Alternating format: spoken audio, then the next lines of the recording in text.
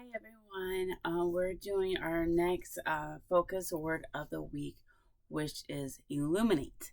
So the first to go with it is, in the same way, let your light shine before others, so that they may see your good works and give glory to your Father who is in heaven. Matthew 5:16. Webster Dictionary defines illuminate as to supply or brighten with light, to make clear. When we think of the term illuminate, a light bulb usually comes to mind, or providing light to a space. As I thought about this word, the portion of the definition that says to make clear really made me think. Our job as his children is to make the love of our Father clear. When we enter a room, is our presence giving clarity to what it means to be loved by Jesus? Do our words, actions, and lines help open the eyes of others to his supernatural kindness and grace? I think this word gets the short end of the stick as people begin to define illuminating as shining, and shining can sometimes seem shadow, as though it based on human accolades or achievements. However, when we define it in relation to how Jesus illuminates, there is an immediate depth that is present. The light that comes forth is not just one of joy or delight, but one that provides guidance and discernment. The word of Jesus is what illuminates our path and gives us wisdom to know when to go right and when to turn left. This clarity, as we seek to have the eyes of Jesus, is always founded upon truth.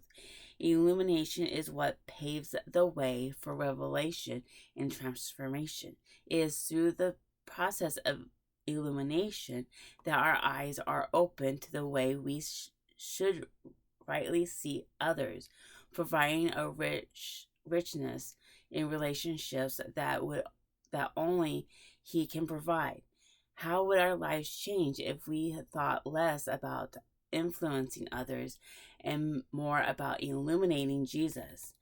There would be less pressure on our shoulders and more expectations on him to show up. We would not be depending on our own capability to lead, but because we know the only way to bring light to a situation is to invite Jesus in. His exposure, intimacy,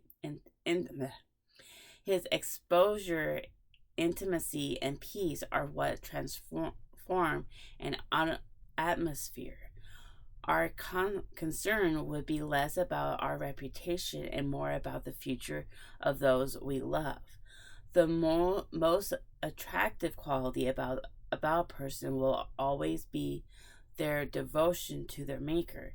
It is this commitment a person makes that allows them to have a greater impact on others and be an example of what it looks like to open one's heart to Jesus. As we envelop ourselves in relationship with him, illumination is the result. We pursue the light, and in turn we become a light in the darkness and bring glory to his name. Focus tip. Look for ways to illuminate Jesus in all you do this week. Jesus, when I abide, you illuminate. Okay. Illuminate in the focus journal. Inspire all the areas of your life. Is anything in the dark? Let the light infiltrate every space. What is God showing you? Locate your fear or anxiety. Why do you want to stay hidden? Uncover everything. Uncover everything. Is there anything that's too hard for Jesus? Meet with Jesus. What does his love remind you about your life? Intimidate his heart, or imi- imitate his heart. Yeah. How is he asking you to love like him? Enumerate his faithfulness. How many times has he helped you find the light? Allow others in. Who might benefit from knowing your story. Trade your worry for joy. What does he promise for your life? Embrace his grace. Is there anything the light doesn't cover? Our lives are built one thought at a time. Give yourself the time this needs to soak in. I know, I feel like this is probably the better way to envision how to influence, be an influencer, is to illuminate God's love to others. Because I know that when I worked with a company and I was scheduling people for interview, it's like, yes, it's like trying to, like, when people schedule, like, when we schedule people for interviews, we want them to follow through with it. But it's like they're already looking for, like, one of my assistants, she had a low turn show to her interviews that she scheduled. And it was like the thing is like, she's like, well, I can't make anyone come to their interviews. But it's just like, when you're, hopefully I can make this connection. But this conversation always stuck with my head of, it's like, yes, you can't make someone come to their interview, but there is a reason why they're looking for work.